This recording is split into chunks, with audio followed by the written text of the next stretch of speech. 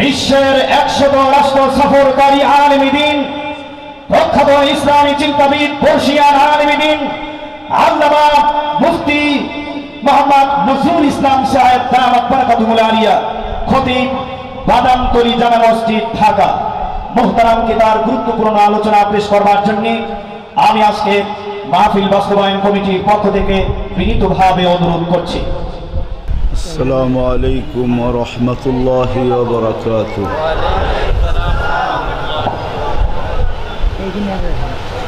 আলহামদুলিল্লাহ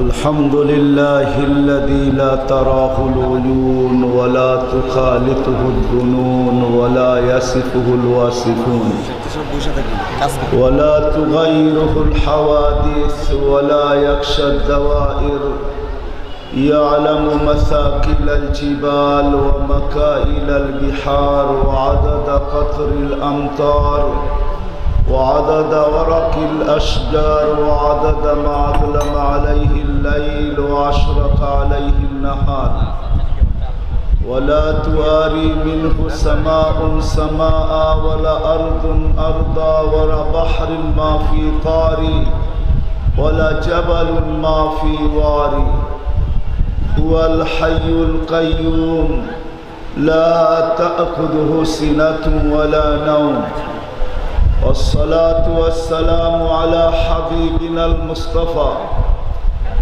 الذي بعثه إلى الجن والإنس بشيرا ونذيرا وداعيا إلى الله بإذنه وسراجا منيرا أما بعد فأعوذ بالله من الشيطان الرجيم بسم الله الرحمن الرحيم ومن يبتغي غير الإسلام دينا فلن يقبل منه وهو في الآخرة من الخاسرين وقال رسول الله صلى الله عليه وسلم ألا إن رخى الإسلام لدائرة فدوروا مع الإسلام حيث دار أو كما قال عليه الصلاة والسلام। সম্মানিত সদরে জলসা, উপস্থিত উলামায়ে কেরাম, দূর দূরান্ত থেকে আগত মুসলমান ভাইয়েরা, যেই পর্যন্ত লাউড স্পিকারের আওয়াজ পৌঁছতেছে, পর্দার অন্তরালে মা ও বোনেরা, কোরআন হাদিস থেকে যতটুকুই তেলাওয়াত করলাম আশা রাখি একই ভিত্তি করে কিছু কথা রাখবো, সাথে সাথে দোয়ার দরখাস্ত। আল্লাহ আমাকে, আপনাদেরকে, সমগ্র মুসলমানকে সঠিক জিনিসকে বুঝা, শিখা এবং মানার তৌফিক দান করেন। বক্তারা তো আসবে ইনশাআল্লাহ এশারের পরে, ওনাদের মুখ থেকে কথা শুনবেন, আশা করি মনও ভরবে, দিক নির্দেশনাও পাওয়া যাবে। কিন্তু যেই পর্যন্ত লাউড স্পিকারে আওয়াজ পৌঁছতেছে, হাফেজি হুজুরের এই পবিত্র ভূমি, যদিও যেটাকে কামরাঙ্গীর চর বলা হয়, কিন্তু আসলে কেন জানি আমাকে এটাকে চর বলতে মনে চায় না। যেইখানে হাফেজ হুজুর শায়িত আছেন, সারাটা জীবন যিনি, যেই সময় কেউ এখানে আসতো না, হাফেজ হুজুর আস্তানা গাড়লেন, আর কিয়ামত পর্যন্ত যেখানে হাফেজ হুজুর শায়িত অবস্থায় আছেন, হাজার হাজার ওলামায়ে কেরাম যেখানে 24 ঘন্টা বিচরণ করেন, 100 না 200 না, পড়ায় 450 মতো যেখানে মাদ্রাসা আছে। হয়তো শুরু জমানায় আমরা যখন এখানে আসতাম, মাতবরের বাজার এই দিক থেকে নিয়ে খলামোড়া পর্যন্ত হয়তো 2-1টা গ্রাম চোখে পড়তো, আর বাকিটা খালিই ছিল। ওই সময় চর বললে মনে এত বাসত না, কিন্তু আজকে এটাকে চর বললে কেমন জানি মনে লাগে। এই জন্য আমি চর বলতে চাইতেছি না, হাফেজ হুজুরের ভূমি হিসাবে বলতে চাইতেছি। যেই পর্যন্ত লাউড স্পিকারের আওয়াজ পৌঁছতেছে, এই হাফেজ হুজুরের ভূমিতে যেই পর্যন্ত লাউড স্পিকারের এই আওয়াজ পৌঁছতেছে, আমি আপনাদের বিবেকের কাছে ছোট্ট একটা প্রশ্ন রাইখা চলে যাব। চিন্তা আপনারা করবেন করণীয় কি। করণীয় এটা আমি বলারও সুযোগ পাবো না, আর বলতেও লম্বা টাইম লাগবে। 7টার দিকে এশার আজান হয়ে যাবে। বেদায় আমি শুধু যতদূর পর্যন্ত লাউড স্পিকারের আওয়াজ চাইতেছে, এই হাফেজ হুজুরের ভূমিতে শুধু আপনাদের সামনে আমি একটা প্রশ্ন রাইখা চলে যাব। বিবেচনা আপনারা করবেন, সমাধান আপনাদেরকে তালাশ করতে হবে, বাহির করতে হবে। বিদায় চলা যাক কোরআন হাদিসের আলোকে, দেখি কতটুকু আগে বাড়া যায়। দুনিয়ার জীবনটা আমাদের ছোট কিন্তু, তাই না? 60-70 বৎসর দেখতে দেখতে যেন ফুরায়া যায়। আর এই 60-70 বৎসর এটা আমার পক্ষ থেকে নির্ধারিত না, বরং স্বয়ং আল্লাহ নিজের প্রিয় বন্ধু মুহাম্মদুর রাসূলুল্লাহ সাল্লাল্লাহু আলাইহি ওয়াসাল্লামের মাধ্যমে। আমার কথা কিন্তু এরকমই হবে। সুর এটা আমার কাছে নাই, যেটা যার কাছে নাই ওটা দেওয়া অসম্ভব, ঠিক না? ইনশাআল্লাহ জেহাদি সাহেব আসতেছে, আপনাদেরকে সুর শোনাবে, মন ভরা যাবে আপনাদের। কিন্তু আমার কথা এরকমই হবে। আমি যেই সবক পড়ছি মাদ্রাসায়, ওইটাই আপনাদেরকে এরকম কাটা কাটা ভাষায় পড়াইতে চেষ্টা করব। 60-70 বছরের জীবনটা আমার পক্ষ থেকে নির্ধারিত না,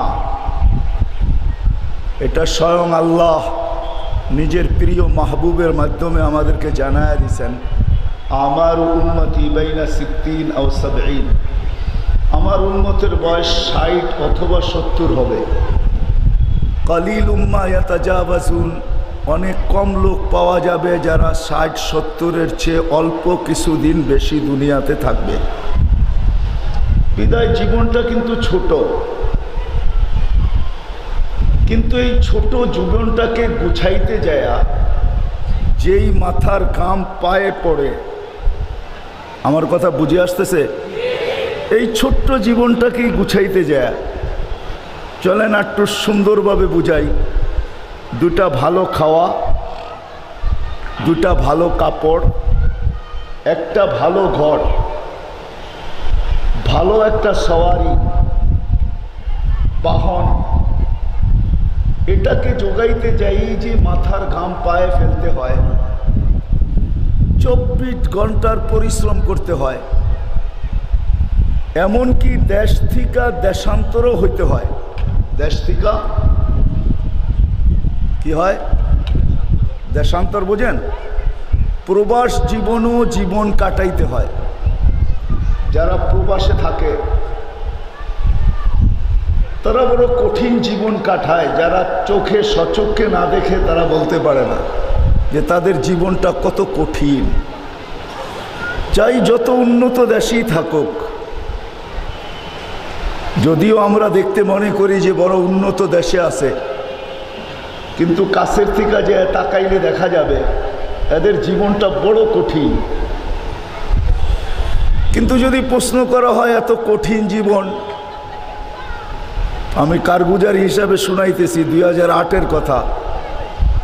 আমি নরওয়ের পরে গেছি, নরওয়েতে গেছি।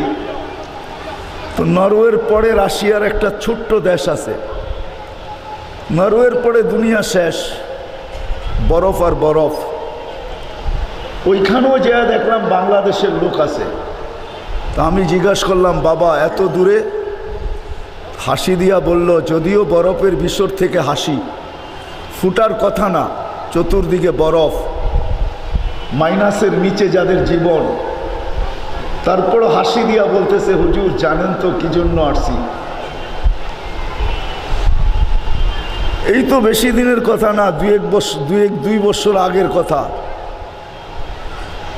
মাদাগাস্কারে যাওয়ার পরে এক লোক আমার সাথে দেখা করতে আসছে, প্রায় 300 কিলোমিটার দূর থেকে।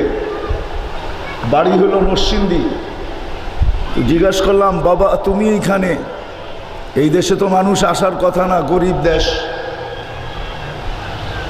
বলে আসছিলাম মরিশাসে, পাশেই মরিশাস, 1 ঘন্টার ফ্লাইট। বলে ওইখানে কিছু হয় নাই, সুবিধা করতে পারি নাই, বিদায় এখানে চলে আসছি। ছোট্ট একটা ব্যবসা করি, ভালোই চলতেছি, কিন্তু দীর্ঘদিন বাড়িতে যাওয়া হয় না, মা বাবাকে দেখাও হয় না, কাউকেই দেখা হয় না। শুনলাম বাংলাদেশের লোক আসছে, বিদায় দুধের স্বাদ কি জানি বলে না, একটা গোলের স্বাদ মাথায় পূরণ করা। বলে আপনাকে দেখেই একটু মা বাবার স্বাদটা মিটাইতে চাইতেছি। আসলে কথা এই জন্যই বলতেছি যে ছোট্ট একটা জীবনকে গুছাইতে যায় এত লম্বা পরিশ্রম, সকাল থেকে সন্ধ্যা, সন্ধ্যা থেকে সকাল, 60-70 বৎসরের একটা জীবনকে গুছাইতে যায় কিন্তু এই পরিশ্রম। রিক্সাওয়ালা সারাদিন রিক্সার পিঠে বসা, ভ্যানওয়ালা ভ্যানের পিঠে বসা, সিএনজিওয়ালা সিএনজিতে বসা, মজদুর মজদুরি করতেছে, শ্রমিক শ্রম দিয়া যাইতেছে, এমনকি নিজের দুধের বাচ্চাকে রাইখা পর্যন্ত পরের ঘরে সকালে যাইতে হয়, সারাদিন কাজ করতে হয়। হয়তো এশারের পরে ছুটি মিলে, আবার ওইখান থেকে যা কিছু মিলে ওইটা নিয়ে ঘরে ফিরতে হয়। দুধের শিশুটা পরশুদিনই পড়তেছিলাম, সত্য ঘটনা, যদিও আমাদের দেশের না,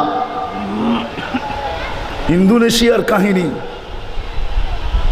মাত্র বাচ্চা জন্ম নিছে 3 মাস, মা বাচ্চাকে রাইখা পেটের টানে সৌদি আরবে চলে গেছে। কিন্তু সে যখন বাথরুমে ঢুকে তো লম্বা সময় নেয়। তো ঘরের কর্তা জিজ্ঞাসা করছে, তুমি বাথরুমে এত লম্বা সময় নাও কেন?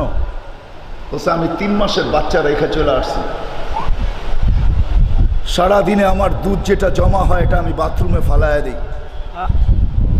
আর কচি বাচ্চাটার কথা যখন আমার মনে ওঠে, তখন আমি চোখের পানি রাখতে পারি না, কাঁদবো তো কাঁদবো কোথায়, তো আমি বাথরুমে যেয়ে কাঁদতে থাকি।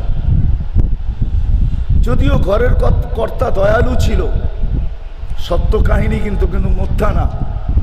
ঘরের কর্তা যদিও দয়ালু ছিল, তাকে অ্যাডভান্স 2 বছরের বেতন দিছে, বলছে তুমি আজকেই চলে যাও, 2 বছরে তোমার বাচ্চা দুধ ছেড়া দিবে, রুটি খাবে, শরীয়তের অনুযায়ী তুমি 2 বছর পরে আমার এখানে আইসো, তোমার চাকরি থাকবে।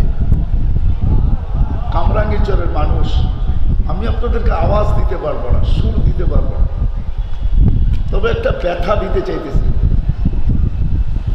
যদি আমার এই আওয়াজের ব্যথাটা সমস্ত ঘরের ভিতরে পৌঁছে, আর কেউ যদি ভালোভাবে কান দিয়া শোনে আর কর্ণপাত করে, আর আমার প্রশ্নটা যদি দিলে গাঁথে, আর সে যদি প্রস্তুতি নিতে শুরু করে, তাইলে মনে করব এই সভাও ধন্য, আমাদের আশাও ধন্য, এই ব্যবস্থাপনাও ধন্য।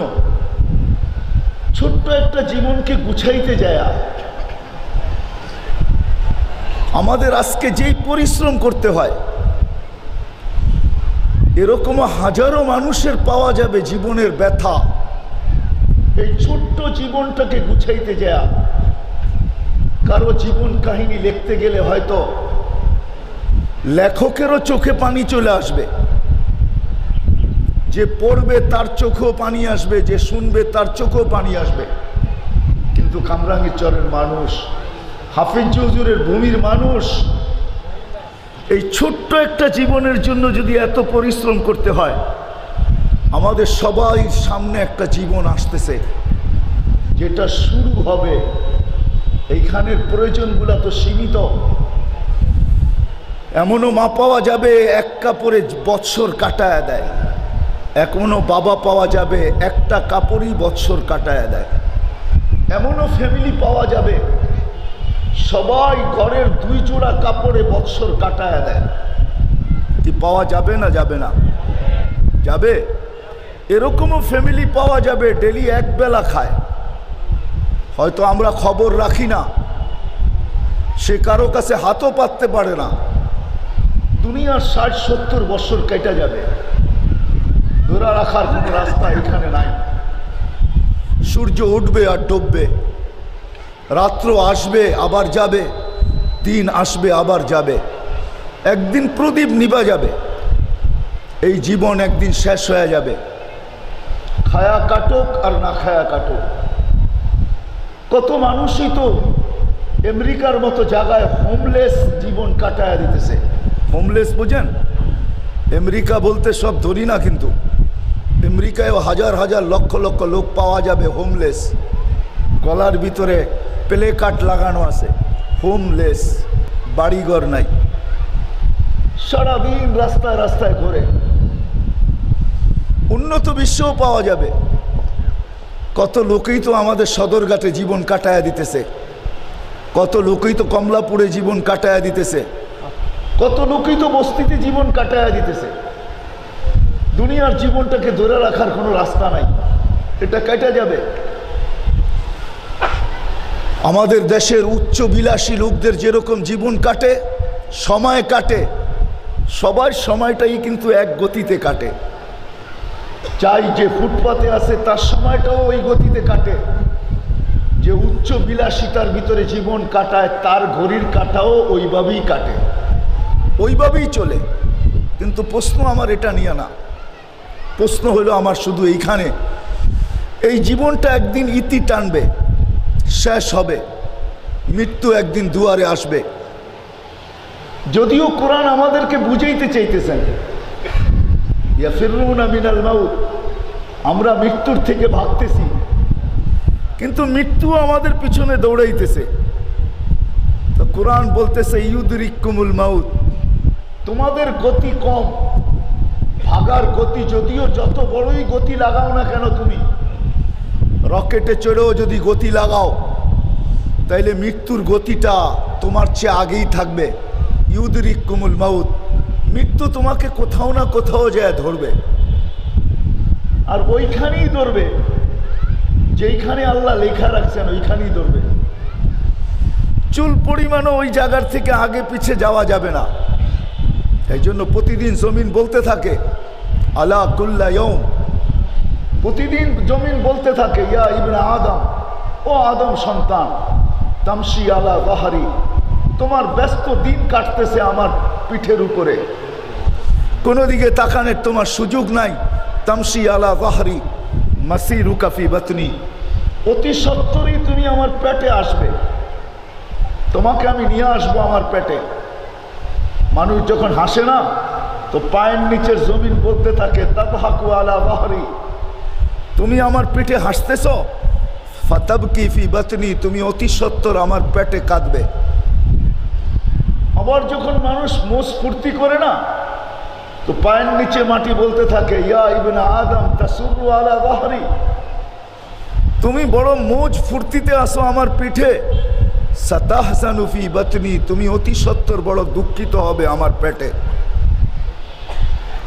যখন মানুষ রং তামাশার ভিতরে থাকে তো পায়ের নিচের মাটি বলতে থাকে, যদিও আমাদের শোনার মতো কান নাই, শ্রবণ শক্তি নাই, থাকলে অবশ্যই শুনতাম। তাকুলুকাল আলওয়ানু আলা যাহরি, রং তামাশা তোমাকে আমার পেটে খেয়া ফেলতেছে। তাকুলুকা দুধু আলা বাতনি, আমার পেটে তোমাকে কিরামাকড় খাবে। আনা বাইতুল ওয়াহদা, আমি একা একই ঘর। আনা বাইতুল যুলমা, আমি অন্ধকার ঘর। আনা বাইতুল ওয়াহশা, আমি বড় ভয়ঙ্কর ঘর। বিদায় চলে যেতে হবে সবাইকে ওইখানে, কিন্তু আমি প্রশ্নের দিকে যাইতেছি। ছোট্ট একটা জীবন গুছাইতে যদি এত পরিশ্রম লাগে, শুধু দুটা ভালো খাওয়া, ভালো পড়া, ভালো বাসস্থান, ভালো সোয়ারির জন্য, তো যেই জগতের দিকে আমরা চাইতেছি একদিন মৃত্যুর পরে যাব, যাকে বুঝাইতে মনীষীরা পর্যন্ত হিমশিম খেয়ে গেছেন। আল্লাহর রসুল একভাবে বুঝাইতে চেষ্টা করছেন, বলছে সমুদ্রের পাড়ে যায় বসো, দুনিয়ার যেই কোনো সমুদ্রকে তুমি নির্বাচন করো আর পাড়ে যায় বসো, তোমার যেই কোনো একটা আঙ্গুলকে সমুদ্রের ভিতরে ঢুকায় দাও, তারপরে তুমি ওটাকে বাহির করে নিয়ে আসো, বড় তীক্ষ্ণ দৃষ্টিতে তাকায় দেখো কতটুকু পানি বেজে আসলো। এটা হলো তোমার দুনিয়ার জীবন, আর সমুদ্রটা হলো আখেরাতের জীবন। ইমাম গজালি রহমতুল্লাহ আলাইহি আরেকভাবে বুঝাইতে চেষ্টা করছেন, যেটা ইম্পসিবল, সম্ভব না। উনি বলতেছেন লাউ মুলিয়াতি দুনিয়া বিহাব্বাতি খারদাল, যদি সমগ্র জগৎটাকে সরিষার দানা দ্বারা পূর্ণ করা হয়, এত সরিষা ফলানো সম্ভব না, আর এত জায়গা দুনিয়াতে নাই।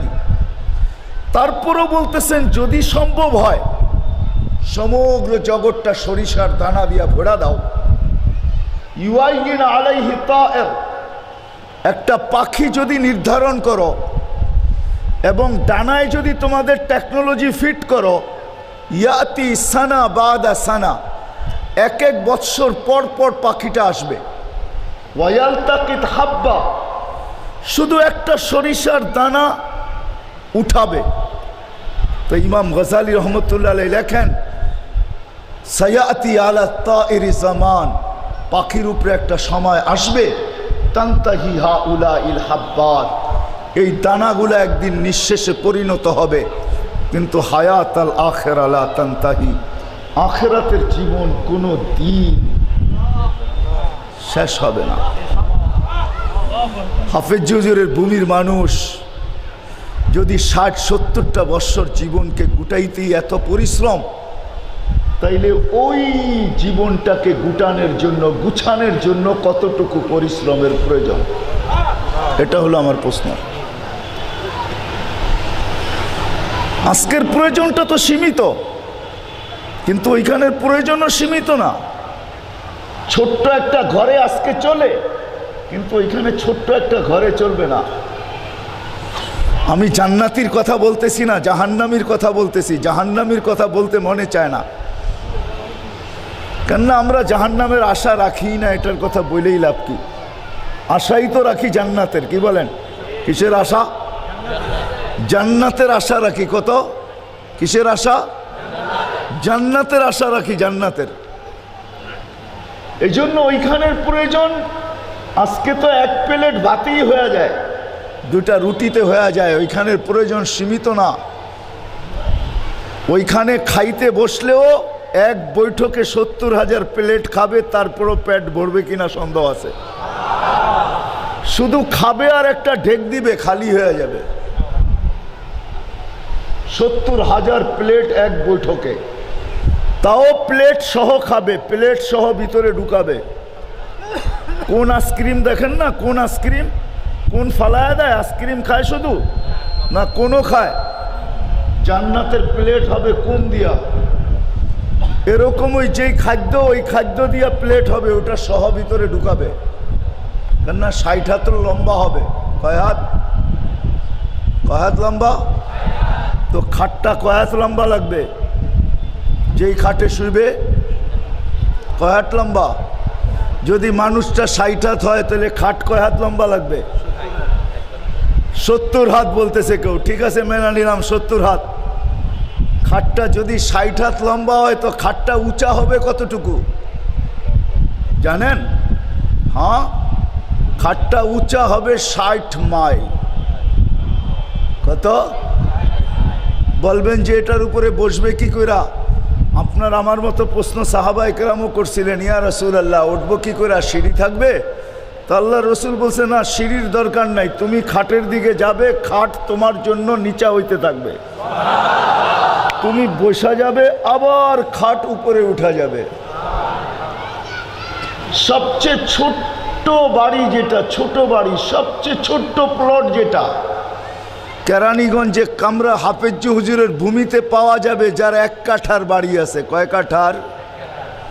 মনে হয় আধা কাঠারও পাওয়া যাবে, ঠিক না?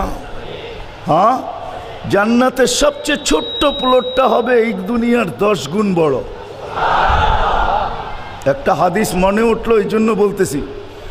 এক ব্যক্তিকে আল্লাহ বাধ্য করবে যে তুমি আমার কাছে চাও, কি চাবে? জান্নাতিকে বাধ্য করবে। তো সে বড় চিন্তা ভাবনা করে চাবে, কারো কাছে জিজ্ঞাসা করে না। আজকে তো আমরা দিনের ব্যাপারে, ধর্মের ব্যাপারে সবাই গুগলের ব্যবহার করি। গুগল, ঠিক না? গুগল চিনেন? হ্যাঁ, এই জন্য বলে এখন দুনিয়া আগে ছিল হাটের মুঠায়, এখন হলো আঙ্গুলের মাথায়, ঠিক না? টাচ মোবাইলে টাচ দিয়া বাহির করে।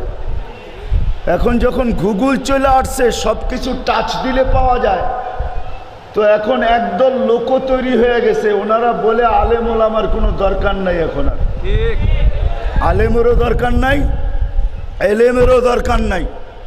কেন? সব তো গুগলেই আছে, সব তো নেটের ভিতরেই আছে, ঠিক না? আর নেট কাকে বলে জানেন? নেট মানি জাল। নেট মানি, যদিও ইংলিশ শব্দ, নেট মানি জাল, কিন্তু বাংলায় জাল আবার আরেকটা শব্দ আছে যেটারে বলে জাল। বাংলায় জাল মানি হলো 2 নম্বর। কয় নম্বর? গুগলে যা আছে সব 2 নম্বর আছে, 1 নম্বর নেই। 1 নম্বর যদি পাইতে চান তো ওলামাদের কাছে আসতে হবে। এই জন্য ভুলা যাব যখন এই সূত্র আসছে, তো একটু বলি। আল্লাহ রসুল বলছেন একটা জমানা আসবে, একদল লোক তৈরি হবে যারা এলেম আর ওলামাদের প্রয়োজন মনে করবে না। হ্যাঁ, এলেম আর ওলামাদের প্রয়োজন মনে করবে কাদেরকে? যারা তাদের হায়ে হা মিলাবে তাদের প্রয়োজন মনে করবে। কিন্তু যারা তাদের হায়ে হা মিলাবে না, ওলামায়ে হককে বলবে এদের প্রয়োজন নাই। তা আল্লাহ রসুল বলছে ওই সময় 3টা শাস্তি আকাশ থেকে নাইমা আসবে। প্রথম শাস্তি নাইমা আসবে, কারো কামাইতে বরকত থাকবে না। কারো কামাইতে, আজকে কারো কামাইতে বরকত, সবার কাছে হায় হায়। কি রাগ হয়ে যাবেন বললে? বাড়ি পর্যন্ত, বাড়ি কিন্তু ব্যবসা একটা দিয়া বাড়ি করছে 10টা। কয়টা? এখনো যদি জিজ্ঞাসা করেন ব্যবসা কিরকম, দূর কোয়েন না, ব্যবসা বেশি ভালো না। কি একটা সময় আসলো ব্যবসাই নেই, ঠিক না? বোঝা গেল ওর কাছে বরকত নাই, নাইলে বাড়ি 10টা কি করে করলো? এক ব্যবসা দিয়ে কিন্তু বাড়ি 10টা। তারপরও কি বলতেছে? হায় হায় হায় হায় হায় হায়। বোঝেন নাই? মানে বরকত থাকলে ও হায় হায় বলতো না, ও বরকত থাকলে বলতো আলহামদুলিল্লাহ। আর কত ছোট্ট একটা ব্যবসা ছিল, এখন বিরাট হয়েছে। ওই ব্যবসা দিয়েই তো 10টা বাড়ি করলাম হাফিজ হুজুরের ভূমিতে। আর কত আল্লাহ দিবে? অনেক দিছে আল্লাহ, আলহামদুলিল্লাহ। বরকত থাকলে ওর মুখ দিয়ে আলহামদুলিল্লাহ বাহির হইতো, হায় হায় বাহির হইতো না। রিক্সাওয়ালাও হায় হায় করে, কুটিপতিও হায় হায় করে, কেননা বরকত নাই। কি নাই? দ্বিতীয় মুসিবত আসবে, মুসলমানদের উপরে চতুর্দিক থেকে জালেম ভাঙ্গা পড়বে। সত্য তো মিলে, কিন্তু আরেকটা বাকি আছে, ওটা মৌতের সময় পাওয়া যাবে।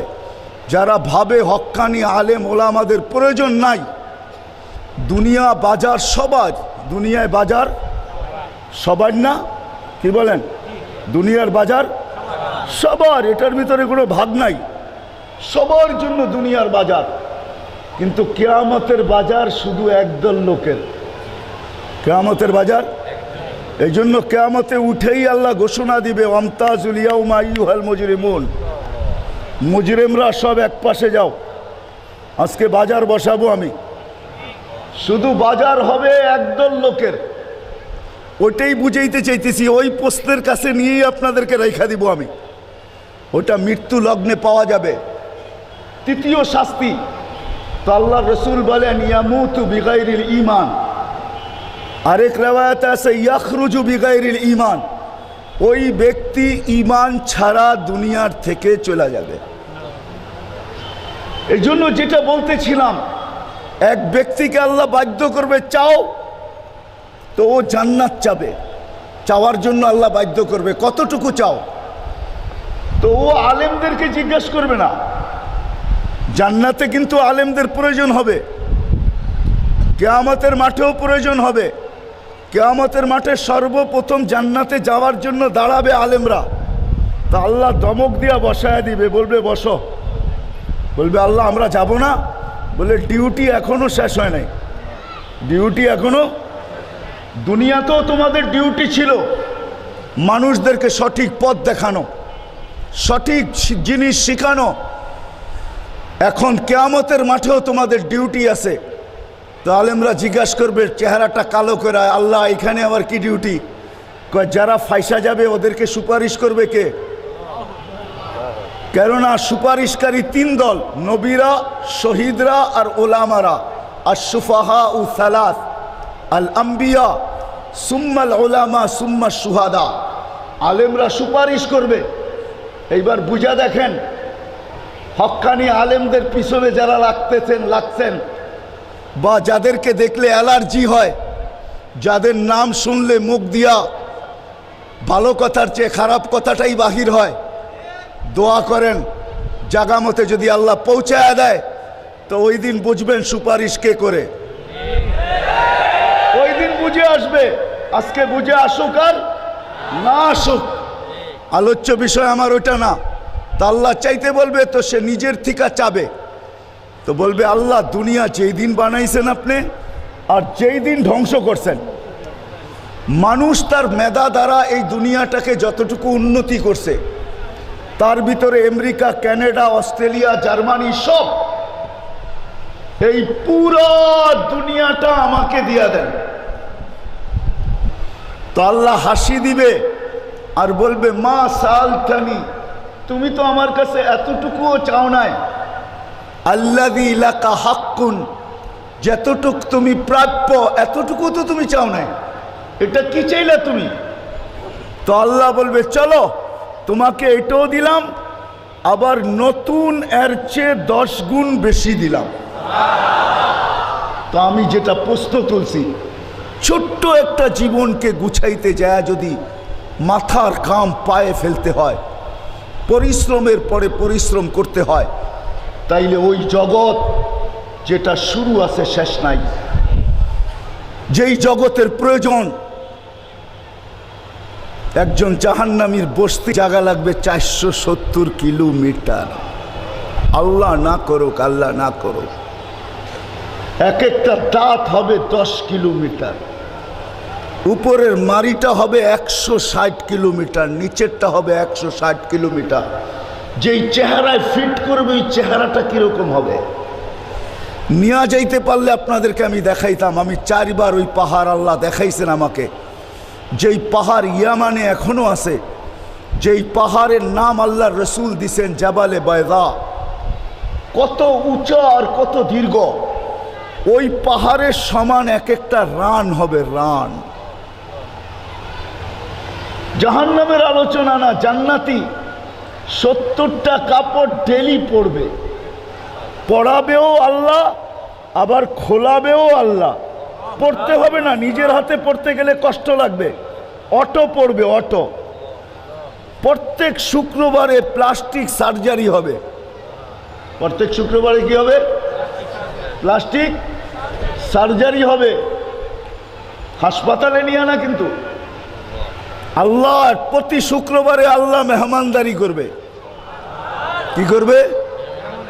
আল্লাহ যখন খাওয়াবে না প্রতি শুক্রবারে, তো জান্নাতের সব নেয়ামত ভুলা যাবে। শুধু আল্লাহ খাওয়াবে না, আবার কাপড়ও পরাবে, আবার খুশবুও লাগাবে, আবার ফিরার সময় উপটোকনও দিবে। এতগুলা দিবে যে জান্নাতের সমস্ত নেয়ামত এর সামনে কিছুই থাকবে না, সব তুচ্ছ মনে হবে। ছবির বাজারের ভিতর দিয়ে যখন ঢুকবে, নারীর বাজার ভিন্ন, পুরুষের বাজার ভিন্ন, তো ছবির নিচে লেখা থাকবে আল্লাহর ওলি, তুমি যদি চাও তো আমি তোমার ভিতরে রূপান্তরিত হইতে পারি। তুমি যদি পছন্দ করো এই রূপটা, তো পছন্দ করতে দেরি, তার রূপ এরকম হইতে দেরি হবে না। এখন যদি প্রশ্ন তোলেন যে স্ত্রী জানবে কি কইরা, স্বামীকে চিনবে কি কইরা, এই জন্যই তো আল্লাহ দুনিয়ায় ব্লুটুথ দিছে, শেয়ার হিট দিছে, বাইবার দিছে, হোয়াটসঅ্যাপ দিছে, ইমো দিছে। অটোমেটিক শেয়ার হিটে চলে যাবে স্ত্রীর কাছে, স্ত্রীটা চেঞ্জ হবে, স্বামীর কাছে চলে আসবে, দুইজন দুইজনের চিনতে কোনো অসুবিধা হবে না। সবচেয়ে ছোট্ট বিল্ডিং হবে 100 তালা। কত? এক এক তালার দূরত্ব হবে জমিন থেকে আকাশ যতটুকু এতটুকু। আপনি বলবেন এই তালা পরিবর্তন করব কি দিয়া, কেমনে সিঁড়ির উপরে উঠবো? আল্লাহ দুনিয়াতে খাটারা লিফট দিছেন, খাটারা লিফট। লিফট চিনেন? লিফট একতলার থেকে 10 তলায় কিসে ওঠে? লিফটে। যদি দুনিয়ার মানুষ লিফট আবিষ্কার করতে পারে তো আল্লাহ কি লিফট আবিষ্কার করে রাখছে আল্লাহই জানে। উঠতে কোনো কষ্ট হবে না, আপনি লিফটে উঠবেন, ওইখানে লিফট আটকাবে না কোথাও, আর বিদ্যুৎ গেলেও বন্ধ হবে না, ওই সিস্টেম নাই, অটো সিস্টেম চলতেই থাকবে, উঠবে আর নামবে। সবচেয়ে ছোট্ট বিল্ডিং, ছোট 100 তালা, তাও ইটের না, একটা সোনার একটা রূপার, একটা জবরজুদের একটা জামরুদের, একটা ইয়াকুতের একটা মারজানের, একটা মুক্তার একটা হীরার, এরকম সেট হবে। ওইখানের প্রয়োজন বিশাল। শারীরিক গুণই হবে 10টা। কয়টা? 60 হাত লম্বা, 7 হাত সিনাটা চওড়া। মা বোন 60 হাত লম্বা হবে, চুলটিও 60 হাত লম্বা হবে। আল্লাহ রসুলকে সাহাবায়ে কেরাম জিজ্ঞাসা করছে এত বড় চুল উঠাবে কি কইরা? তো আল্লাহ রসুল বলছে তাহমিলু হাল খাদামাত, খাদেমরা ওই চুল উঠায়া রাখবে, স্বামী যখন আসবে তো বিছায়া দিয়া চলে যাবে। বুঝে আসছে? ডায়ানা ড্রেসের গের হবে 3 কিলোমিটার, লেহেঙ্গার গের কয় কিলোমিটার? কয় কিলোমিটার? 3 কিলোমিটার। সাহাবা জিজ্ঞাসা করছে এত ওজনওয়ালা কাপড় উঠাবে কি কইরা? তা আল্লাহর রসুল হাসি দিয়া বলছে সুতা দিয়া তৈরি হবে না, আলোর সুতা দিয়া তৈরি হবে। আলোতে কোনো ওয়েট নাই, বিদায় আলোর সুতা দিয়া তৈরি হবে। জান্নাতের গাছগুলা কাঠের হবে না। আজকে কাঠের গাছের আম খায়া গ্রান সঙ্গে, ওহ কি গ্রান, ঠিক না? কাঠের গাছের চোষা যদি এত গ্রান রাখে তাহলে সোনার গাছের চোষা কিরকম গ্রান হবে, ল্যাংড়া কিরকম গ্রান হবে, হাড়িভাঙ্গা কিরকম গ্রান হবে। শুধু গ্রান একটা হবে না, 70টা হবে, 70টা। যেদিকে কামড় দিবে ওদিকে আলাদা গ্রান, ওদিকে আলাদা মজা, ওইদিকে আলাদা কালার। জান্নাতে নাচও হবে, নাচ, এরকম স্টেজ হবে। এই ময়দান দেখা আশ্চর্য লাগতেছে না, ছোট ময়দান এটা। জান্নাতেও স্টেজ হবে, স্টেজ, নাচ হবে, নাচ। ডিস্কো হবে, ডিস্কো। শুয়া থাকবে জান্নাতি, মাথার কাছে 2 জন, পায়ের কাছে 2 জন, মনে মনে আসবে ডিস্কুর কথা, ব্লুটুথের মাধ্যমে জেনা ফেলবে, হাসবে আর বলবে কি মনে মনে ভাবতেছ? দুনিয়াতে নাচ হইতো, কয় গান্দা নাচ, দেখবা নাচ। তো 2 জন উঠবে মাথার দিক থেকে, পায়ের দিকে নাচতে নাচতে আসবে, আরেকজন 2 জন পায়ের দিক থেকে নাচতে নাচতে মাথার দিকে যাবে। প্রত্যেক নুপুরের ঝুমকার থেকে 1 লক্ষ আলো বাহির হবে, একসাথে 4 লক্ষ কালার বাহির হবে, 4 লক্ষ কালার, একটা আরেকটার সাথে মিলবে না। 40 বৎসর একাধারে নাচ চলতে থাকবে। 40 বৎসরে প্রথম যেই 4 লক্ষ আলো বাহির হয়েছে, এই 40 বৎসরের শেষবারে দ্বিতীয়বার আর রিপিট হবে না। সাহাবাদের যুবকরা এমনি পাগল হন নাই, বৃদ্ধরা এমনি পাগল হন নাই, মা বোনরা এমনি পাগল হয়ে দুনিয়ার উপরে থুতু মারেন নাই, 60-70 বৎসরের জীবন গুছানের পিছনে লাগেন নাই। হাফেজ হুজুরের ভূমির মানুষ, আমি আপনাদেরকে এই প্রশ্নের দিকে নিয়ে যাইতেছি। যেই জীবনটা সামনে আসতেছে, যেটা শুরু আছে শেষ নাই, যেখানে কেউ সঙ্গ দিতে পারবে না, যেখানে কেউ অভয় দিবে না, যেখানে কেউ সান্ত্বনা দেওয়ার পাবে না, যেখানে কেউ কারো দিকে তাকাবে না। লা ইয়াউমা ইয়াফিরুল মারউ মিন আখি, ভাই ভাইয়ের দিকে তাকাবে না, উম্মিহি ওয়া আবি, মা বাবার দিকে, মা বাবা সন্তানের দিকে তাকাবে না, সাহিবাতিহি ওয়া বানি, স্ত্রী স্বামীর দিকে তাকাবে না, স্বামী স্ত্রীর দিকে তাকাবে না। বানি সন্তান মা বাবার দিকে তাকাবে না। লা ইউজজি ওয়ালিদুন আন ওয়ালাদিহি শাইআ ওয়ালা মাউলুদুন আন ওয়ালিদিহি শাইআ। কোরআন আমাদেরকে বুঝাইতে চাইছেন লা ইয়াসআলু হামিমুন হামিমা, বন্ধু বন্ধুর দিকে তাকাবে না। মা আগনা আন্নি মালিয়া হালাকা আন্নি সুলতানিয়া, যেখানে একটা ভয়াবহ অবস্থা, ওই জগৎ যেখানে কেউ কারো কাজে আসবে না, চাই যত বড়ই সম্পর্ক থাকুক না কেন, ওই দিন কাজে আসবে না। আমার ছোট্ট একটা মনে উঠছে তাই বলতেছি, যদি সম্পর্ক কাজে আসতো তো আমি তো বলি আবু তালেবের সম্পর্কই সবচেয়ে বেশি কাজে আসতো। যার কোলের ভিতরে লালিত পালিত হইতেছে দুজাহানের বাদশাহ, 6 মাস 6 দিন বয়স থেকে 6 বছর 6 মাস বয়স থেকে নিয়া 50 বছর 6 মাস 10 দিন পর্যন্ত যার কোলে দুজাহানের বাদশাহ লালিত পালিত হইতেছে, তারই কাজে আসতো। যে 4 বছর পাতা চাবাইছে বাতিজার সাথে, একই রক্ত যার দুজনের শিরায় উপশিরায় দৌড়াইতেছে, একই বংশের দুজন, আপন পাতিজা আপন চাচা, যার জন্ম মক্কায় মৃত্যু মক্কায়, এখনো কবরটা জান্নাতুল বাকি জান্নাতুল মুআল্লায়, যার কবরটা জান্নাতুল মুআল্লায়, সম্পর্ক তারই কাজে আসতো। সেই যখন চাচা বাতিজাকে বলছিল বাতিজা তোমার বড় মর্যাদা হবে, প্রথম দিনই আমি জানতাম। বলছে চাচা কি করে জানতেন? বলে কিছু শুনছি কিছু চোখে দেখছি। যেটা শুনছে এটা বলার সময় আমার কাছে নাই, কিন্তু যেটা চোখে দেখছে শুধু এটা বলতেছি। বাতিজা সুবে সাদেকের সময় তোমার জন্ম, হাফিজ জুজুরের ভূমির মানুষ, আপনাদের বিবেকের পর্দা আমি খুলতে চাইতেছি। ওয়াজ তো এশারের পরে শুনবেন ইনশাআল্লাহ। শুধু বিবেকের উপর একটা জিনিস, একটা দাগ বসাইতে চাইতেছি, একটা চিন্তার রেখা বসাইতে চাইতেছি, বিবেকটাকে একটু চিন্তিত করতে চাইতেছি, উদাসীনতার পর্দাটা উঠাইতে চাইতেছি, গাফলত থেকে একটু সজাগ করতে চাইতেছি। আবু তালেব বলছে যা চোখে দেখছি তা বললাম। চোখে কি দেখছেন? সুবে সাদেকের সময় জন্ম, একটু পরে সূর্যটা হাসতে হাসতে উঠছে, বিকালবেলা আবার সূর্যটা ডুবে গেছে।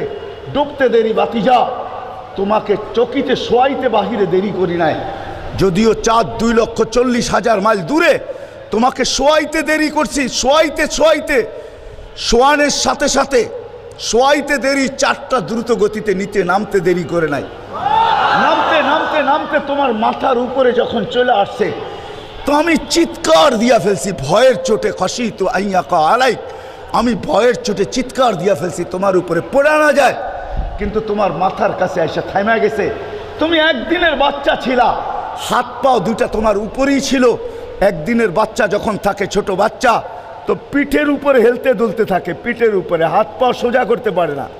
দেখছেন কিনা জানি না, পিঠের উপরে শুধু হেলতে দুলতে থাকে। নৌকা যেরকম তার পেট দিয়া পানির উপরে হেলে আর দুলে, বাচ্চাও ঠিক পিঠের উপরে হেলতে দুলতে থাকে।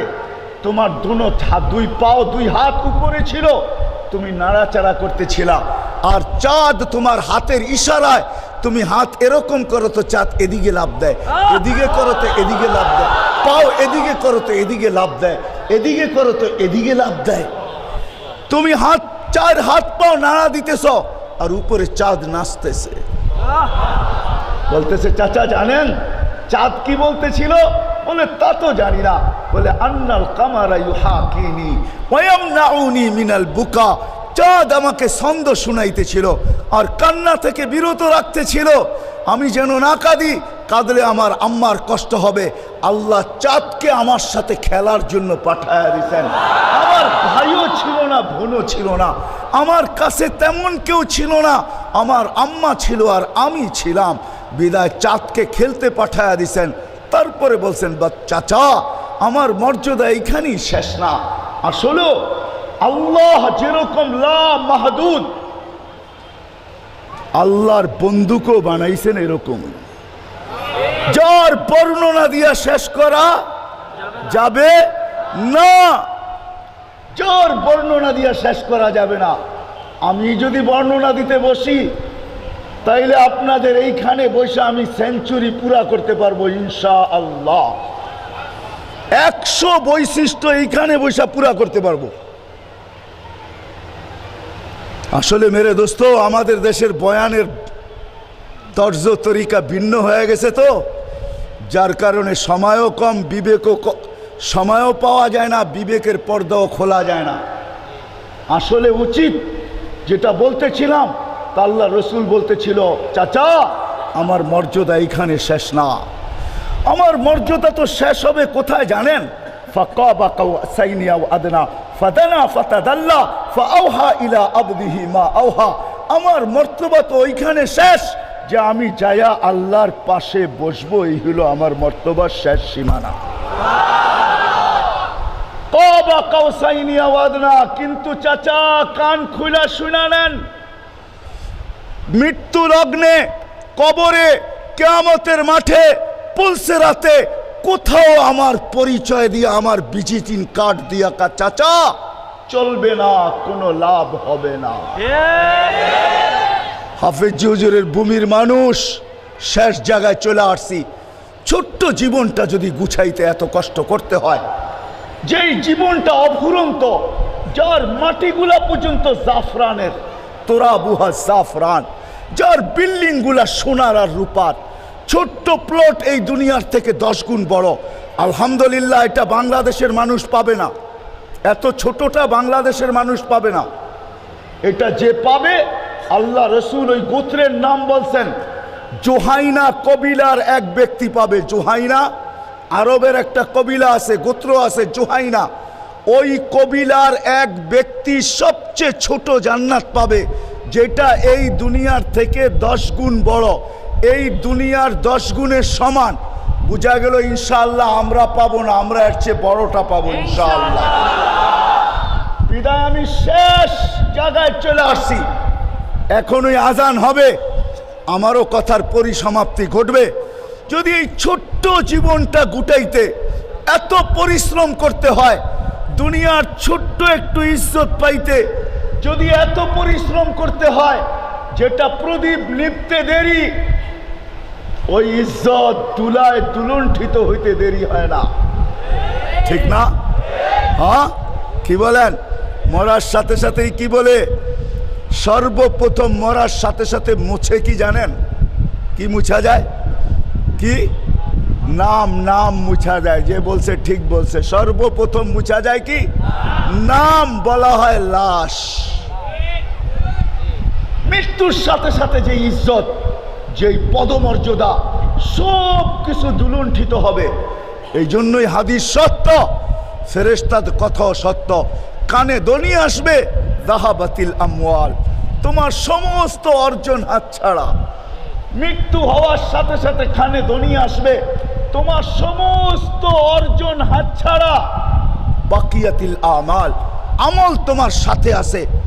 ইনকানা খায়রা ফাখায়রা, যদি ভালো হয় তো তুমি ভালো পাবে। ইনকানা শাররা ফাশাররা, যদি খারাপ হয় তাইলে জুতার মালা মিস হবে না, জুতার বাড়ি মিস হবে না, কেউ মাটি দিতে দেরি, ভাগতে দেরি হবে না, সব বাইগা চলে যাবে।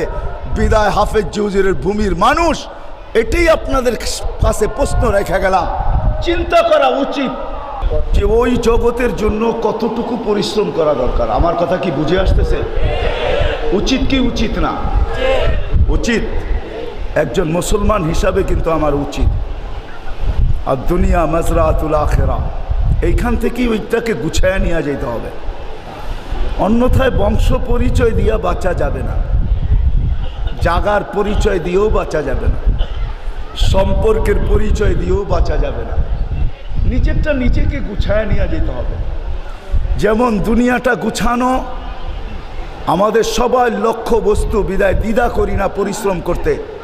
এই দুনিয়াতে থেকেই কিন্তু আখেরাতটাকেও গুছায় নিয়ে যেতে হবে। এটাই আল্লাহর আহ্বান, আর দুনিয়া মাজরাতুল আখিরা।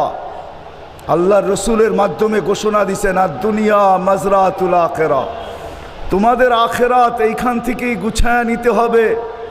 তাহসাদুন কামা তাজরাউন, যেরকম ফসল বপন করবে ওরকমই তুমি ফসল ওইখানে যে কাটবে। তোমার ফসল যেরকমই হবে। এই জন্যই হাদিসের ধ্বনিটা বড় সত্য।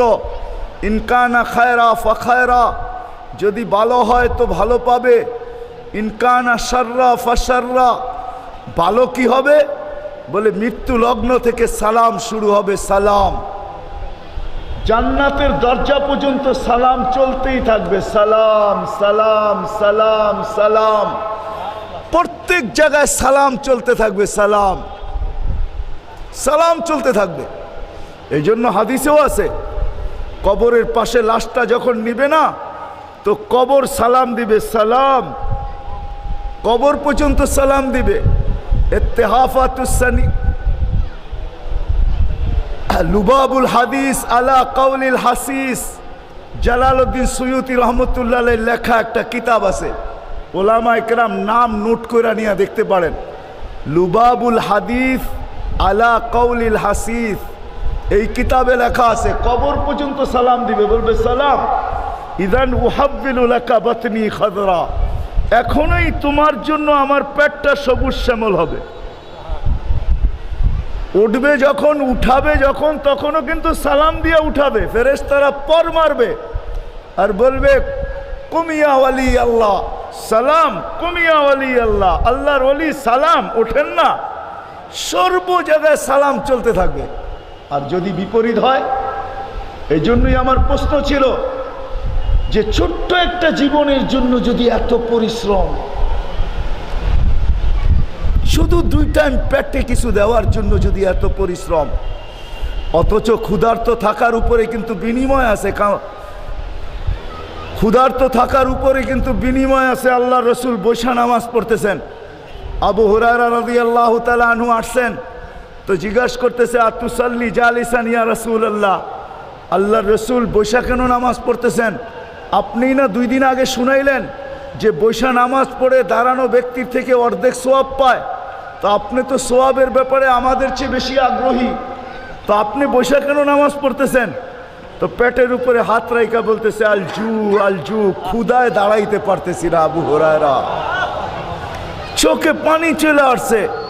তো আল্লাহ রসুল বসা অবস্থায় কাছে ডাইকা পিঠের উপরে হাত বুলায়া বলতেছে লা তাবকি আবা হুরায়রা, কান্নার কোনো কারণ নাই, ফাইন্না শিদ্দাতাল হিসাব লা ইউসিবুল জাই ইয়াউমাল কিয়ামা, আজকে যদি আখেরাত গুছাইতে যায় পেটে পাথর আসে, ক্ষুধা আসে, তাইলে ওই ক্ষুধার্ত ব্যক্তির কাছে কোনোদিন কিয়ামতের কঠোরতা আসবে না।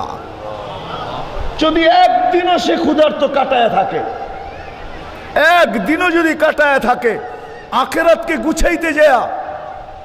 এই জন্য এক হাদিসের ভিতরে আছে, কিন্তু তাহকিক উলামায়ে কেরাম করবে, রোজাদাররা আল্লাহর হুকুমকে আখেরাতকে পাওয়ার জন্য রোজা রাখে, ঠিক না? হ্যাঁ, কিয়ামতের দিন কিন্তু একটা ইফতারি করাবে আল্লাহ রোজাদারকে, ওই দস্তরখানে রোজাদার ছাড়া কেউ বসতে পারবে না, শুধু রোজাদাররা বসবে। কার্ড দেওয়া হবে, কার্ড দেখায় দেখায় ঢুকানো হবে, জিজ্ঞেস করবে রোজা রাখছিলা, তো দেখবে যে কার্ড ঠিক আছে, বলে ঢুকো, আজকে তোমাদেরকে ইফতারি করাবে আল্লাহ এই কিয়ামতের মাঠে, ইফতার। আখেরাতকে গুছাইতে কতটুকু সময়ের দরকার? দুনিয়া গুছানোর জন্য যদি এত পরিশ্রম, আখেরাত গুছাইতে কতটুকু পরিশ্রমের দরকার? এটাই আপনাদের বিবেকের কাছে আমার প্রশ্ন, একটু চিন্তা করেন। যদি এই চিন্তাটা আমার ব্রেনে ঢুকাইতে পারি, তাহলে চিন্তা আবার আমাকে সোয়াব নিয়ে আসবে, বিফলে যাবে না। লা তাফাক্কুরু সাআতিন খায়রুম মিন ইবাদাতি 60 ও 70 সানা, সামান্য সময় চিন্তা 60-70 বৎসরের বন্দেগী ইবাদত আপনার আমার হাতে ধরায়া দিবে, কোনো মামুলি না। একটু চিন্তা করেন তো, দুনিয়া 60-70 বৎসরের এই 2টা রুটি আর 2টা কাপড়, ছোট্ট একটা ঘরের জন্য যদি এত পরিশ্রম করতে হয়, ওই আখেরাতকে পাওয়ার জন্য কতটুকু পরিশ্রম করা দরকার? এটাই আমার আপনাদের কাছে প্রশ্ন। আবার দ্বিতীয় হলো যে পরিশ্রমটা করব তো আমি কোন লাইনে করব, কোন পদ্ধতিতে করব, কোন নিয়মে করব, যা আমার পরিশ্রম কাজে দিবে, কাজে লাগবে, বিফলে যাবে না। কিন্তু কিভাবে করব, কোন পদ্ধতিতে করব, কোন লাইনে করব, কোন কোন জিনিসের উপরে করব, সবার জন্য তো সমান না। আমি মনে হয় এর আগেও বহুতবার এখানে বলছি, গরিবদের জন্য বেশি না। এই জন্য হাদিসে আছে কিয়ামতের দিন গরিবকে ডাকবে হিসাব দেওয়ার জন্য, তো গরিব সব বেকা হয়ে বসবে, ফেরেশতারা জিজ্ঞেস করবে কেন বেকা হওয়া বসে আসো? বেকা হওয়া বোঝেন তো? বেকা হওয়া বোঝেন? উল্টায় বসবে, উল্টা মুখের উপরে বলে দিবে হিসাব দিব না। তো ফেরেশতারা করবো হিসাবের দিন হিসাব দিবা না? যদি না দাও তাহলে দিতে বাধ্য করব। আল্লাহ শুনতে থাকবে ফেরেশতাদের আর গরিবদের কথোপকথন। তা আল্লাহ ফেরেশতাদেরকে ডাইকে জিজ্ঞাসা করবে মানহুম ওয়া মা ইয়াকুলুন, এরা কারা, কি বলে? মাশারাল ফুকারা, সব ভিক্ষুকের দল, হিসাব নাকি দিবে না? তা আল্লাহ বলে কেন দিবে না? আপনি যদি বলেন তাইলে ঠিক মতে জিজ্ঞাসা করি, পাশার ভিতরে একটা মারমু আর জিজ্ঞাসা করবো। তা আল্লাহ বলে না না না না, ভদ্র ভাষায় জিজ্ঞাসা করো, কেন দিবে না? তো ফেরেশতারা ভদ্র ভাষায় জিজ্ঞাসা করবে, আল্লাহ শিখায় দিবে আল্লাহর ওলি বলো, তারপরে জিজ্ঞাসা করো ইয়া ওলি আল্লাহ কেন দিবে না হিসাব? তো বলবে চেহারাটারে বিলকুল বেকা করে বলবে মাতান আল্লাহ মালা, বঙ্গি লয়া বলবে, মোট লয়া, মালই তো দেয় নাই, কি হিসাব হবে? মালই তো দেয় নাই, আবার কি হিসাব? তো ফেরেশতারা বলবে আল্লাহ মালমূল বলে দেন নাই, বড় গরম, হিসাব উসাব দেয় নাই, চেহারার অবস্থা দেখেন না। তা আল্লাহ বলবে সাদাকু, মালমূল দেই নাই, সত্য বলছে, মাল দেই নাই। এখন ওনারাও শুনবে, শুধু বিলকুল লাউড স্পিকারে কথোপকথন চলবে, শুনা ফেলবে। ওই দিন আরবি সবাই বুঝবে। আল্লাহ বলবে সাদাকু, যখন বলবে যে সাদাকু, একজোট হয়ে চিৎকার শুরু করবে মা আতান আল্লাহু মালা আইয়ু হিসাবিল্লানা, আমগো আবার কি হিসাব, মালিতে দেয় নাই, তাইলে আবার কিয়ামতের মাঠে দাঁড়া করে রাখছো কেন? ছাড়ো রাস্তা তাড়াতাড়ি। তো ফেরেশতারা বলবে আল্লাহ দেখেন গরম, কিন্তু আপনি সাদাকু বলতে দেরি, এরা গরম হইতে দেরি হয় নাই, দেখেন কি করবো এখন বলেন? তা আল্লাহ বলবে আরো নরম হোক, এদেরকে ডাইকা ফেলো, উস্তু গত্তুহুম অস্তুরুহুম, এদেরকে ডাকো আর লুকায় ফেলো, কুলু লাহুম, এদের কানে কানে বলো, কেউ যেন না শোনে, ইনতালিকু ইলাল জান্নাতি বিগাইরি হিসাব, চুপে চাপে হিসাব কিতাব ছাড়া জান্নাতে চলে যাও এই রাস্তা দিয়া। তো ফেরেশতাদের একটা প্রশ্ন উঠবে, আল্লাহ ডাকবো কেন আর লুকাবো কেন? কয় ধনীরা কিন্তু এদের উপরে দুনিয়ায় দয়া করছে, আজকের দিনে তো এক গ্লাস পানি খাওয়াও জান্নাতে চলে যাবে। ধনীরা যদি জানে এই ভিক্ষুকের দল সব চুপে চুপে চলে যাইতেছে, একটাকেও যাইতে দিবে না, সবটির সামনে দাঁড়াবে আর বলবে আজকে বদলার দিন, দুনিয়াতে জাকাতের কাপড় দিছি, যদিও এক দোয়া শেষ, তারপরও তো দিছি। জাকাতের কাপড় আনতে যায় 27 জন মারা গেছে, তারপরও তো দিছে, ঠিক না? আজকে বদলার দিন, বদলা দিয়া যাবা। কিয়ামতের নাম হলো 50টা, তার ভিতরে একটা আছে ইয়াউমাল জাযা, বদলার দিন। আজকে বদলা দিয়া যাইতে হবে, এই জন্য কানে কানে বলো, লুকায় যেন চলে যায়। এই জন্য মেরে দোস্ত, কোন লাইনে, কোন ক্ষেত্র, কোন জিনিসের উপরে মেহনত করব, শ্রম দিব, কতটুকু দিব, জিনিসগুলো কি হবে? ও মেরে দোস্ত, আমি মাঝে মাঝে বলি অবশ্য, কিন্তু সব জায়গায় না, ওই জায়গায় যখন পাই তখন বলি। আমাদের দেশে পুলিশ আছে না, পুলিশ, এদের চেয়ে বুজুর্গ কেউ নেই। হাসার কথা না, কিন্তু রাগ হয়েন না। এরা যদি সততা নিয়ে আসে আর যদি আল্লাহর হুকুম 5 ওয়াক্ত পুরা করে, এরা নিরাপত্তা দেয়, নিরাপত্তা সারা রাত্র যত আল্লাহ ওয়ালারা নিরাপদভাবে সফর করবে, নিরাপদভাবে বন্দেগি করবে, সমস্ত আজর সোয়াব এদের আমল নামায় 1 লাইনে চলে যাবে। এরা নিরাপত্তা দেয়, নিরাপত্তা, এরা নিরাপত্তার প্রতীক। আমরা এদেরকে বুঝাইতে পারি নাই, দোষ আমাদের, এদের কোনো দোষ নাই। এই জন্য বললাম না, সব জায়গায় বলি না, কোথাও ক্ষেত্র পাইলে বলি। এরা যদি সততার শুধু পরিচয় দেয়, সততার, আর যদি আল্লাহর হুকুম পুরা করে, নবীর তরিকা মতো চলে, তাইলে এদের চেয়ে বড় বুজুর্গ কেউ নাই, বিডিআরের চেয়ে বড় বুজুর্গ কেউ নাই। এরা মুসলমান দেশের সীমান্ত পাহারা দেয়, যারা মুসলিম দেশের সীমান্ত পাহারা দেয়, এরা এই মুসলিম দেশের ভিতরে যত মানুষ যত বন্দেগি করবে, দিনে করুক রাত্রে করুক, সমস্ত আজর সওয়াবের একটা অংশ তারা পাইতে থাকে।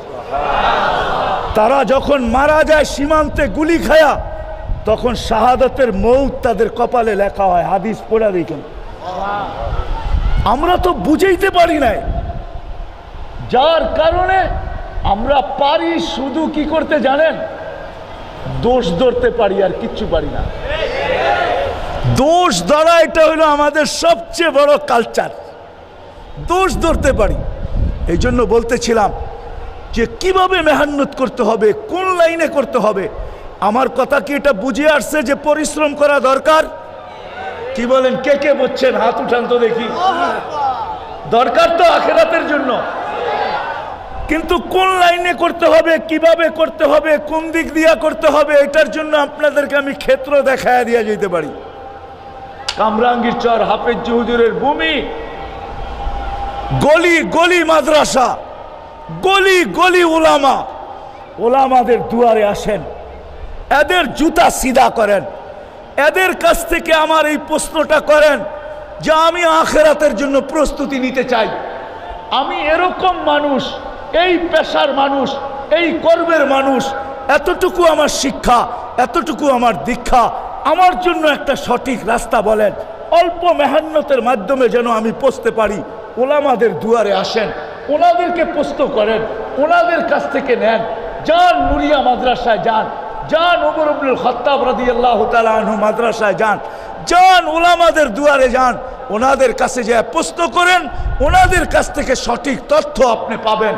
আল্লাহ এই কথার উপরে আমাকেও আমল করার তৌফিক দান করুক, আপনাদেরকেও আমল করার তৌফিক দান করুক। ওলামাদের কাছে যাব তো ইনশাআল্লাহ। হ্যাঁ, এই জন্য আল্লাহর রসুলের সর্বশেষ একটা কথা বলে শেষ করতেছি। আল্লাহর রসুল ফোনে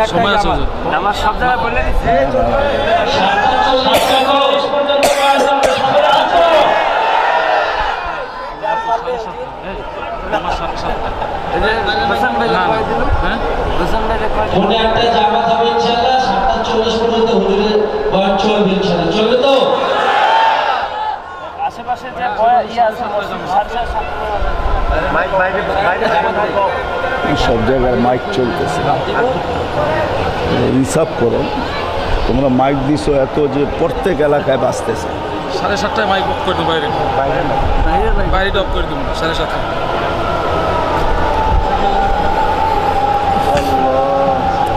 ওলামাদের দুয়ারে আসি, কারণ কেন কি জানেন? আল্লাহ রসুল সমস্ত দিক নির্দেশনা আমাদেরকে দিয়া গেছেন। একটা জমানা আসবে, প্রথম আমি বলছিলাম ফিতনার জমানা আসবে, চিনা বড় কঠিন হয়ে যাবে। সত্য চিনা বড় কঠিন, হক চিনা বড় কঠিন, ক্ষেত্র চিনা বড় কঠিন, জায়গা চিনা বড় কঠিন, 1 নম্বর 2 নম্বর চিনা বড় কঠিন, সঠিক চিনা বড় কঠিন হয়ে যাবে। এই জন্য ইমাম কর্তুবী রহমতুল্লাহ আলাই ওনার কিতাবের ভিতরে উনি নিয়ে আসছেন ছোট্ট একটা হাদিস। এটার উপরেই বলতে চাইতেছি। আল্লাহর রসুল আমাদেরকে দিক নির্দেশনা দিছেন কি যখন ফিতনার জমানা আসবে, ফিতনার জমানা আসবে, ফিতনার জমানা যখন আসবে, মানুষ ব্র্যান্ডের জিনিস ব্যবহার করে কেন জানেন? যখন নকলের ছড়াছড়ি হয় তখন কিন্তু মানুষ পিওর এবং ব্র্যান্ডের দিকে দৌড়ায়। নাইলে মানুষ এত দাম দিয়ে জিনিস কেনার কথা না, কিনে এই জন্যই যে ওইখানে গেলে কিছু পিউরিটি পাওয়া যাবে। যখন ব্র্যান্ডের, ওরা 9-6 করবে না, এই জন্য পিওর জিনিসের দিকে মানুষ ঝুঁকতে থাকে। তখন ব্র্যান্ড দাঁড়ায়, ব্র্যান্ড, এক এক ব্র্যান্ডের জিনিস আসতে থাকে। সে তার ব্র্যান্ডকে তখন প্রতিযোগিতা দিয়া, চ্যালেঞ্জ নিয়ে তখন সে বাজারের ভিতরে ছাড়তে থাকে, আর তেমনই কামাইতে থাকে। ব্র্যান্ডওয়ালারা কিন্তু কামাইতেও থাকে তেমনই, অল্প লাভে ওরা ছাড়ে না জিনিস। ঠিক আল্লাহর রসুলও বলছেন যখন ফিতনার জামানা আসবে, যখন চতুর্দিকে ফিতনার ফিতনা হবে, সবাই বলতে থাকবে, রাগ হয়েন না কিন্তু পায়ে হাত রাইখা বলি, এখন একটা কথা উঠতেছে, সবাই বলে আমাদের সাথে আলেম আছে।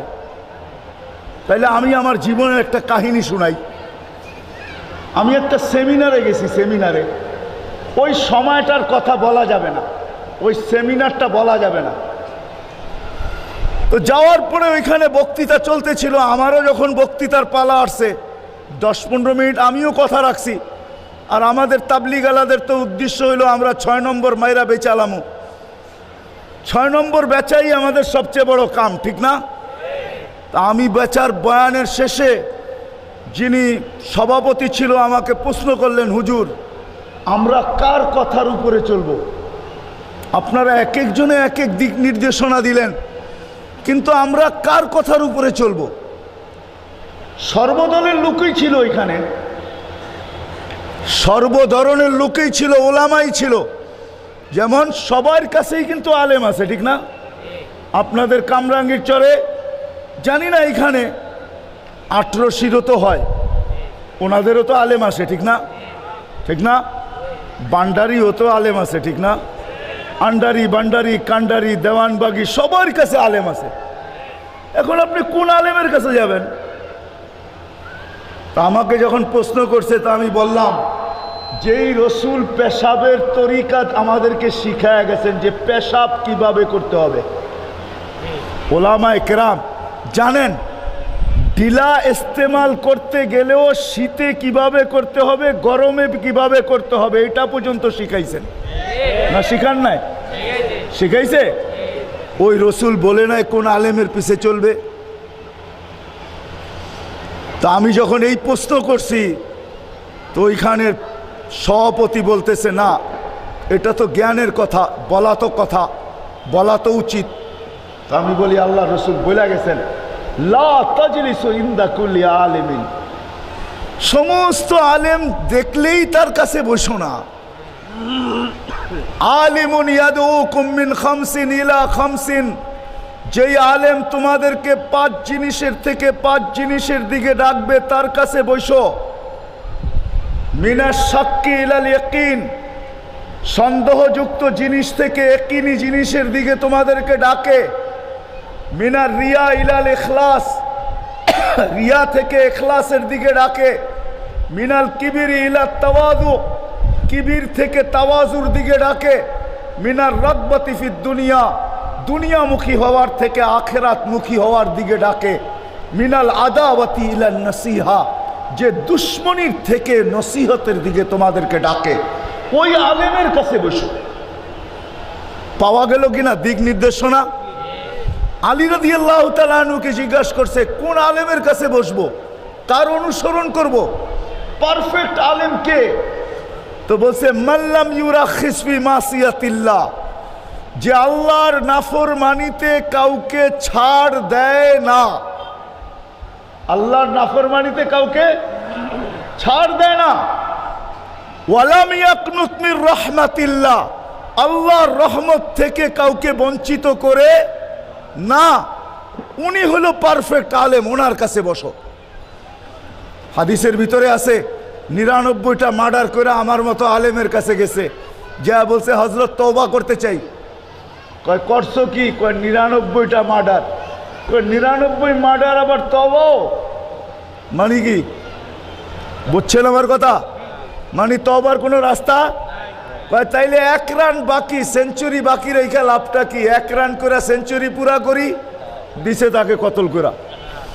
গেছে বিজ্ঞ আলেমের কাছে, উলামায়ে হকের কাছে গেছে, যে যা বলছে, হযরত তওবা করতে আসছি। বলে করছো কি? বলে 100 মার্ডার। মাত্র 100? তাহলে কি বুঝাইলো? সুযোগ আছে, ঠিক না? কয় আচ্ছা কি করতে হবে আমাকে তাইলে? কয় উতরুক আরদা কাফাইন্না আরদা সু, তোর জায়গাটা ছেড়ে দে, বেশি ভালো না, ওই গ্রামে চলে যা। হুনাকা উনাস ইউআল্লিমুনা দ্বীন, ওইখানে কিছু মানুষ আছে, এরা দিন শিখতেছে, এদের সাথে মিলা যা। পারবি তো? কয় অবশ্যই পারবো। যাইতে হবে কিভাবে? কয় গাট্টি গুট্টা নিয়ে যা। তো ঘরে আইসা গাট্টি নিয়ে নামছে। কয়েক কদম যাওয়ার পরে আজরাইল চলে আসছে। আল্লাহ রহমতের ফেরেশতাকে পাঠায়া দিছেন, আযাবের ফেরেশতাও আসছে। 2 দলের ঝগড়াও হয়েছে। জমিনকে মাপতে আল্লাহ বলছেন মাপো জমিন। বাড়ির দিকের জমিনকে আল্লাহ কানে কানে বইলা দিছেন ওয়াসসি, তুই লম্বা হ। যেদিকে যাইতেছিল ওই দিকের জমিনকে আল্লাহ কানে কানে বইলা দিছেন যাইয়েকি, তুই সংকীর্ণ হয়ে যা। মাপার পরে যেই দিকে যাইতেছিল ওইটা পাশ হইছে মাত্র 1 বিঘা দ্বারা, সাদা বিশিবিরিন 1 বিঘা, এতটুকু। রহমতের ফেরেশতা নিয়ে এমন দৌড় দিছে, জান্নাতে ঢুকায়া পরে পিছে তাকায়া দেখছে ওরা আসে কিনা। তো আল্লাহর নাফরমানিতে কাউকে ছাড় দেয় না, এটা হলো হক্কানি আলেম। এই জন্যই হাদিসে আসছে শেষ জমানায় যদি তোমরা বাঁচতে চাও, যদি বাঁচার কোনো রাস্তা বাহির করতে চাও, দুনিয়ার জন্য পরিশ্রম করতে করতে করতে করতে কোনো পর্বে যদি তোমার দিলের ভিতরে ব্যথা আসে, আঘাত লাগে যে ছোট্ট একটা জীবনের জন্য গুছাইতে যায় এত পরিশ্রম করলাম, আখেরাতটা এত বড়, ওইখানে এত প্রয়োজন, ওটাকে গুছানোর জন্য আমি কি করলাম, এই ব্যথা যদি তোমার দিলের ভিতরে আসে আর তুমি যদি এটা গুছাইতে চাও, তাইলে ওলামাদের দুয়ারে চলে আইসো। ওলামাদের দুয়ারে, ওলামাদের পিছা নিও, ওলামাদের সঙ্গ নিও, এদের পিছে পিছে চলতে থাকো, এদের থেকে কখনো দূরে সরো না, পদচ্যুত হয়েও না। আলাইকুম বিল ইলমি ওয়াল উলামা, এই দুটেই শব্দ তোমাদের উপরে এলেম, আকাশের এলেম, আসমানি এলেম এবং ওলামাদের সঙ্গ তোমাদের জন্য জরুরি। ওলামাদের সাথে থাকো, ওলামাদেরকে মহাব্বত করো, ওলামাদেরকে সহযোগিতা করো। ওলামাদের কাছে যে ছোট্ট ছোট্ট জিনিসকে বিরক্ত বোধ হইল, বিরক্ত যদি ওনারা বিরক্ত হয়, তারপরেও তুমি পায়ে পড়া ছোট্ট ছোট্ট জিনিসকে শিখতে থাকো। এইভাবে যদি তুমি কবর পর্যন্ত পৌঁছতে পারো, তো ইমাম গাজালি রহমতুল্লাহ আলাইহি লেখছেন কিয়ামতের দিন আল্লাহ কিছু লোককে জিজ্ঞাসা করবে, আলেমের সঙ্গে ছিলা? তো সে যদি প্রমাণ করতে পারে যে হ্যাঁ আমি হক্কানি আলেমদের সাথে ছিলাম, তো ইমাম গাজালি রহমতুল্লাহ আলাইহি ইহয়াউল উলুমের ভিতরে লেখছেন আল্লাহ ওই ব্যক্তিকে বলবে, যাও তোমাকে জান্নাত দিয়া দিলাম, তোমার জন্য রাস্তা আসান, চলো সিধা জান্নাতে চলো। এই জন্য কথা শেষ, আর আমি টানতে পারতেছি না, অসুস্থ মানুষ। বিদায় মেরে দোস্ত, আজকের থেকে পাক্কা ওয়াদা করেন যে এই চিন্তা দিলের ভিতরে আনবো এবং এই চিন্তা বাস্তবায়ন করার জন্য যতগুলা মাদ্রাসা আছে, যত উলামায়ে হক আছে, এটা ভাইবেন না যে আমার সাথেও আলেম আছে, আমিও আলেমের সাথে চলি। একজন আমার কাছে গেছে ওই দিন, তো আমি কোনো একটা কথার উপরে আমি বলতেছিলাম যে আপনি মনে হয় আলেম ওলামাদের সাথে চলেন না। তা আমাকে বলতেছে মুফতি সাহেব আমি 11টা মাদ্রাসা চালাই। কয়টা? 11টা মাদ্রাসা চালাই। আমি বললাম আপনি চালান এই জন্যই তো এই অবস্থা, আপনি যদি চলতেন তাইলে আপনার অবস্থা অন্যরকম হইতো। আপনি তো চালান বিদায় আপনার এই দুরবস্থা আজকে। আপনি যদি ওলামাদের পিছে চলতেন তাইলে আপনার মুখ দিয়ে এই কথাটা আসতো না যে আপনি ওলামাদের ব্যাপারে আমাকে বলেন না, আমি 11টা মাদ্রাসা চালাই। আপনি চালান বিদায় পদচ্যুত। আপনি যদি ওলামাদের পিছে চলতেন তাইলে কোনো দিন আপনি পদচ্যুত হইতেন না, বরং আপনি মাথা নিচেই থাকতো, আপনার মাথা কখনো উঁচা হইতো না। এই জন্য হাফেজ হুজুরের ভূমির মানুষ, আমি তো কমিশনার সাহেবকে বলবো, রাস্তায় বলতেছিলাম যে এলাকার নামটা কামরাঙ্গা রাইখা আর কিছু চটটা বাদ দেওয়া যায় কিনা, এরকম কোনো ব্যবস্থা হয় কিনা যে চটটা আমরা বাদ দিয়ে দিব। আজকে মন্ত্রী মহোদয় মনে হয় আসবে, আপনারা মিলা যদি মন্ত্রী মহোদয়কে ধরেন যে আমাদের চর শব্দটা বাদ দিয়ে দেন, আমাদের বাকিটা রাখেন, আরেকটা নতুন শব্দকে অ্যাড করে দেন, এই চরটা বাদ দিয়ে দেন। হাফেজ হুজুর যেইখানে আসে ওটাকে চর বলা শোভা পায় না। বিদায় পাক্কা আজকে আমরা ওয়াদা করি যে আমরা ওলামাদের কাছে আসব আর বিবেকের ভিতরে এই চিন্তাকে বসাবো যে দুনিয়ার জন্য মাথার ঘাম এত পায়ে ফেলতে হয়, আখেরাতের জন্য কতটুকু করা দরকার। আল্লাহ আমাকেও আমল করার তৌফিক দান করো, আপনাদেরকেও আমল করার তৌফিক দান করো। ওমা আলাইনা ইল্লাল বালাগ।